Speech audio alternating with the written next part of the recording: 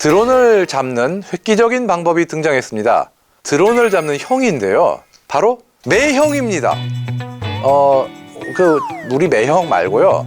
맹금류인 매나 독수리를 훈련시켜서 드론을 잡게 하는 건데요. 매형 맞아요. 예.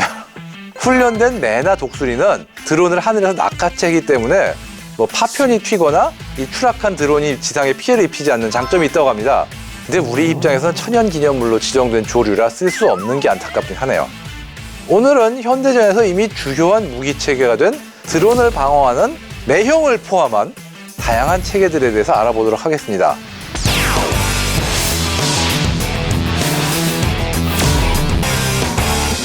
이 드론 잡으려면 먼저 찾아야 됩니다. 어디 있는지 모르면은 말짱 헛거예요. 탐지 방법은 여러 가지가 있는데 드론에서 나오는 전파를 탐지하거나 혹은 레이더 아니면 플리어 같은 전자광학 체계 즉 열상 추적 장치 같은 걸 사용합니다.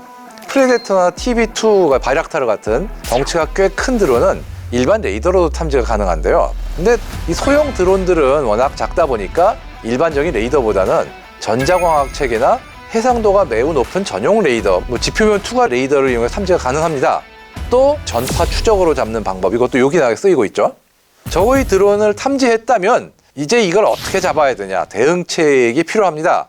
가장 흔한 방법은 전자적 방어인데요. 방해 전파를 쏴가지고 GPS 신호를 교란하거나 조종하는 전파를 막거나 정 안 되면 드론에서 나오는 영상 신호를 차단하는 등으로 대응하는 방법이 첫 번째고요. 아니면 강력한 EMP, 전자기 펄스를 쏴가지고 이 전자회로를 무력화시켜서 떨구는 방법도 있습니다. 한 발 더 나가서 적의 드론을 해킹해서 아예 적 드론을 내가 조종하고 납치하는 방법도 있는데요. 이게 적의 조종 주파수나 조종 알고리즘 이런 거를 파악하면 가능하고 실제로 그런 경우가 꽤 있습니다. 이런 다양한 탐지 및 교란 수단을 전부 통합한 시스템도 등장했어요. 유명한 이스라엘의 드론돔이 딱 이겁니다.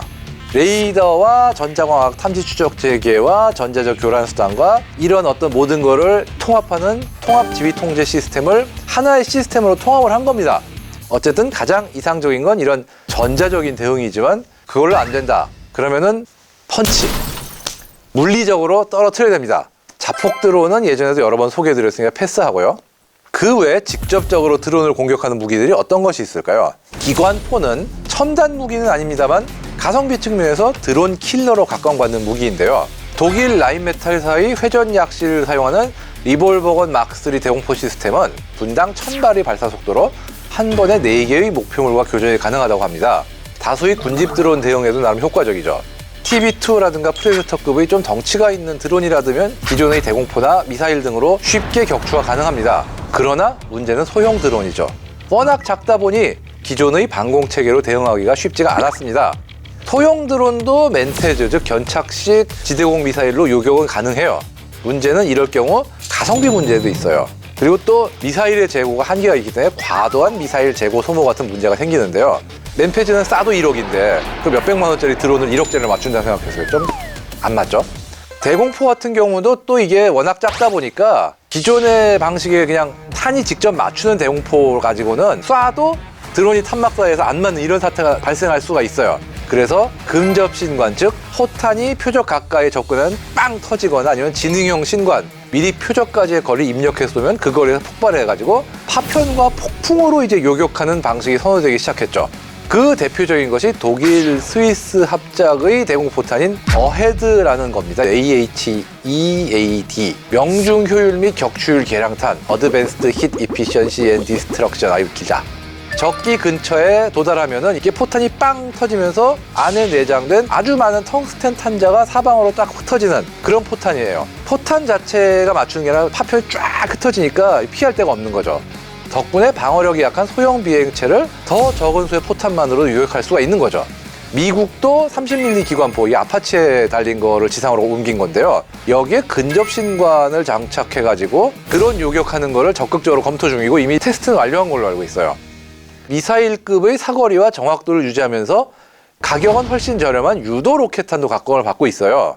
바로 반능동 레이저 유도 방식인 70mm의 레이저 유도 로켓인데요. 흔히 헬파이어 주니어나 미니 헬파이어라고도 불립니다.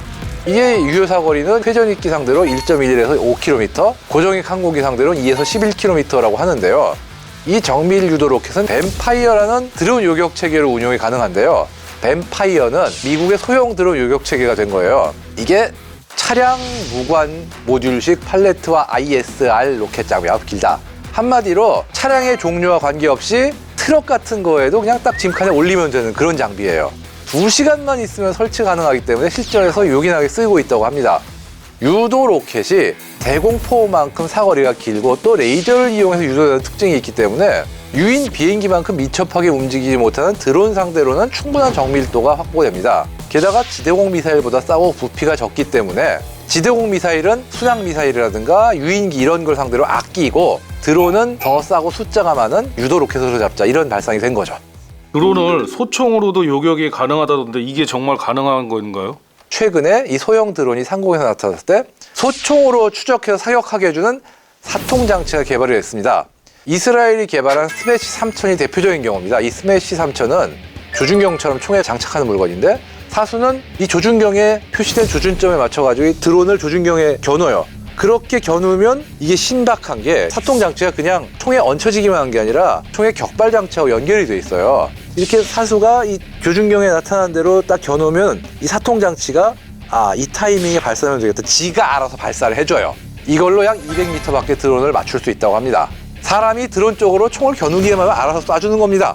레이저 무기도 드론 방어에 쓰이는 추세라고 들었는데요. 대공포나 유도 로켓만큼 효과적인 방법인가요? 어떻게 보면은 굉장히 가성비가 좋은 방법일 수도 있어요. 왜냐하면 드론 같은 경우는 카메라 같은 광학기기를 마비시키는 정도만으로도 효과가 있기 때문에 어마어마하게 큰 레이저가 아니더라도 현실성이 있는 거죠. 몇 년 전에 미국은 이제 레이시온이 개발한 레이저 무기 시스템 HELWS 하이 에너지 레이저 웨펀 시스템, 즉 고에너지 레이저 시스템을 소형 차량에 배치해서 해외 기지를 시작으로 시범 운용하고 있습니다.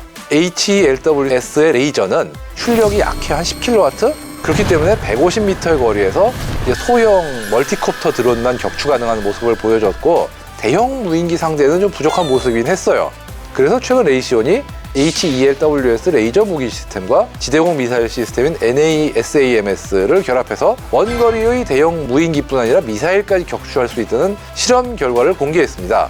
레이저 단독으로 다양한 드론을 격추하기에는 무리가 있으니 이런 식으로 레이저와 미사일을 결합한 상품이 속속 등장할 것으로 보입니다. 이제 좀 있으면 이제 홈쇼핑에서 레이저와 미사일 지금 같이 사시면 반값 세일 이런 거 나오겠네요. 앞으로 드론 방어에 대한 레이저 무기의 역할을 홍평께서는 어떻게 예상을 하고 계신지? 제 생각에는 많이 늘어날 수밖에 없을 것 같아요. 당장 미국군만 해도 스트라이커에 장착하는 기동 단거리 대공 방어 체계 M-SHORAD에 50kW 레이저를 쏘는 가디언 체계도 곧 도입할 예정이고요. 작년에 미국 방산업체인 보잉과 제너럴 아토믹스 전자기 시스템이 미 육군과 300kW급 레이저 무기를 개발하기로 계약을 맺었다고 공개를 했습니다. 현재 미 해군이 함정에 장착해 쓰기로 한 레이저 무기 출력인 150kW의 2배에 달하는 성능인데요. 150kW가 소형 무인기 격추에 쓰일 수 있는 수준이라면 300kW는 아군에 달려있는 적 항공기나 미사일을 격추하거나 망가뜨릴 수 있는 수준이죠. 이게 드론 같은 경우는 숫자가 많이 몰려올 수 있기 때문에 군집 드론 얘기 있잖아요. 물리적으로 격추하는 거는 드론보다 우리 탄약에 먼저 떨어질 가능성이 있어요. 그런 거 생각하면 레이저 무기의 개발은 곧 필수가 되지 않을까 그렇게 생각합니다.